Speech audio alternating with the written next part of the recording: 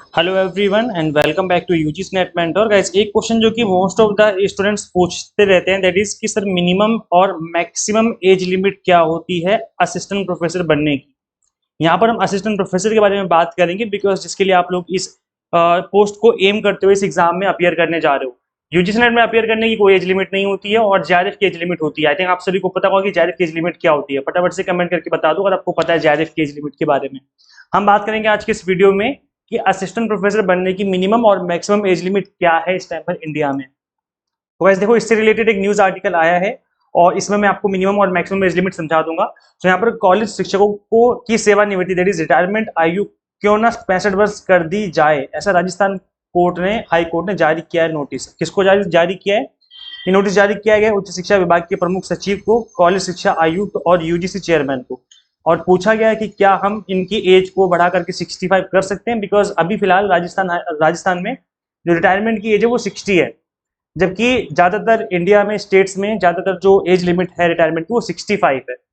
तो यहाँ पर अगर हम बात करें मिनिमम एज लिमिट की कि मिनिमम कितनी एज होनी चाहिए, तो वैसे देखो यूजीसी ने मिनिमम एज लिमिट के बारे में ऐसे कोई क्राइटेरिया फिक्स नहीं कर रखा है, मतलब कोई लिमिट सेट नहीं कर रखी कि आप 25 साल 28 साल या 30 साल, ऐसा कुछ भी नहीं है। असिस्टेंट प्रोफेसर बनने के लिए फोकस होता है आपकी क्वालिफिकेशन के ऊपर कि आपने पीजी किया है मिनिमम 55% मार्क्स के साथ और उसके बाद आपने यूजीसी नेट क्वालिफाई किया हुआ है। तो ये मिनिमम एलिजिबिलिटी होती है। और अगर अगर आपने पोस्ट ग्रेजुएशन कर रखा है विद मिनिमम 55% मार्क्स, तो ऑब्वियसली बात है कि आपकी जो एज है वो अच्छी खासी हो चुकी होगी, मतलब 23-24 के आसपास, 22-23-24 तो आप क्रॉस कर ही चुके होंगे। तो ऐसे में मिनिमम एज लिमिट नहीं रखी है यहाँ पर, क्योंकि यहाँ पर जो क्वालिफिकेशन है वही इतनी मांग ली गई है, मतलब पोस्ट ग्रेजुएशन प्लस नेट मांग लिया गया है कि वहां तक स्टूडेंट्स आराम से जो है वो माइनर नहीं हो सकता। ये तो कंफर्म है कि माइनर तो हो ही नहीं सकता क्योंकि हमने पोस्ट ग्रेजुएशन कर लिया है। तो यहाँ पर इसलिए कोई मिनिमम एज लिमिट नहीं है। लेकिन मैक्सिमम की अगर हम बात करें रिक्रूटमेंट के टाइम पर कि at the time of recruitment maximum age limit कितनी होनी चाहिए, तो वैसे देखो इसके ऊपर भी यूजीसी ने कोई एक लिमिट सेट नहीं कर रखी है। लेकिन जो पब्लिक सर्विस कमीशन यानी जो पीएससी होते हैं, पीएससी के जो एग्जाम होते हैं अलग अलग स्टेट के, जैसे अभी हरियाणा पब्लिक सर्विस कमीशन का एग्जाम चल रहा है या राजस्थान पब्लिक सर्विस कमीशन का एग्जाम होता है, तो यहाँ पर जनरली मैक्सिमम एज लिमिट ये लोग रख देते हैं, कहीं पर 40 है तो कहीं पर 42 है तो कहीं पर 45 है, इसके आसपास ही आपको देखने को मिलती है मैक्सिमम एज लिमिट। और इसके बाद ये रिक्रूटमेंट की बता रहा हूँ मैं, ये रिटायरमेंट की नहीं है, ये रिक्रूटमेंट के टाइम पर आपकी इतनी एज से ज्यादा एज नहीं होनी चाहिए। ये है पब्लिक सर्विस कमीशन के थ्रू जो स्टेट गवर्नमेंट के कॉलेजेस होते हैं वहां पर।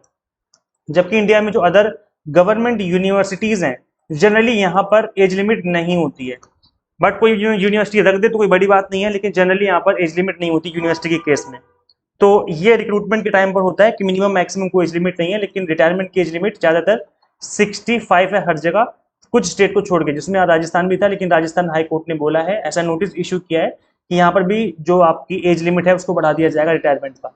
20 राज्यों में कॉलेज शिक्षकों की सेवानिवृत्ति आयु 65 ईयर्स है, जिसमें आपका मध्य प्रदेश, उत्तर प्रदेश, उत्तराखंड, छत्तीसगढ़, गुजरात, बिहार, इस तरीके से 20 राज्य में कॉलेजों में जो शिक्षक होते हैं, जो प्रोफेसर होते हैं, उनकी रिटायरमेंट की एज 65 ईयर्स है एट प्रेजेंट।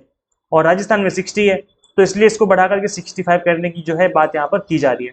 सो इससे रिलेटेड एक न्यूज आर्टिकल आया था, तो मुझे लगा आपको मिनिमम और मैक्सिमम एज लिमिट बता देनी चाहिए। तो ये गाइस, अब देखो यहाँ पर क्वालिफिकेशन जितनी अच्छी आपकी होगी उतनी हाई चांसेस होगी कि आपका रिक्रूटमेंट हो जाएगा।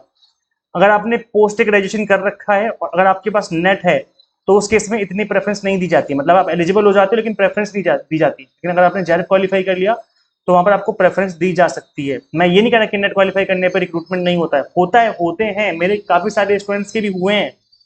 लेकिन जेआरएफ करने पर आपके चांसेस ज्यादा बढ़ जाते हैं, बिकॉज जेआरएफ एक हायर क्वालिफिकेशन मानी जाती है नेट के कंपैरिजन में। इसलिए अभी तक आपने यूजीसी नेट एग्जाम और जेआरएफ क्वालिफाई नहीं किया तो फटाफट से इस एग्जाम के लिए अच्छे से प्रिपेयर करके इस एग्जाम को क्वालिफाई कर लो, बिकॉज एग्जाम ज्यादा दिन बचे नहीं है अब।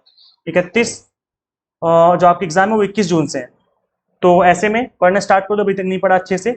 पेपर वन का 30 डेज का क्रैश कोर्स हमने भी स्टार्ट किया था, तो आप चाहे इसमें इनरोल कर सकते हैं। कंप्लीट कंटेंट यहाँ पे आपको बाइलिंगुअल मिलेगा। मैं क्रैश कोर्स क्यों बोल रहा हूँ, बिकॉज यहाँ पर हमने हर एक टॉपिक को 30 से 40 मिनट के अंदर एक्सप्लेन किया हुआ है, मतलब आपका कंप्लीट ऑल 10 यूनिट्स का complete video lectures, complete topics आपके मिनिमम टाइम में कवर हो जाएंगे।